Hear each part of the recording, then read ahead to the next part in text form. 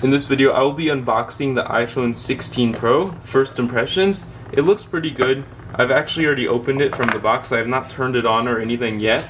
But as you can see, it is actually a pretty narrow design.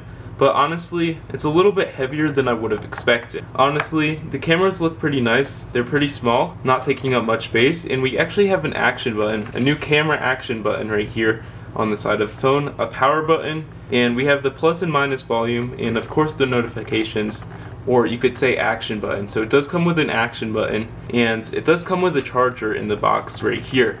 But when we actually take off the cover like so, you can actually see it has a nice slick design right here, and it does come with a dynamic island. And to power it on, you actually just want to hold down on both of these buttons like so. It will take a second and it will actually turn on the Apple logo, and you can see on the cameras there's a little bit of dust on them. They're pretty clean, but it does have 1, 5, and 2, and 0.5 48 megapixels for the cameras. The screen does not feel the best on my fingers, first impressions. It's a little bit glassy, and yeah, you can see when we turn it on. If we just want to swipe up and actually set it up by selecting your language, and yeah, you can actually just set it up using your other phone right here.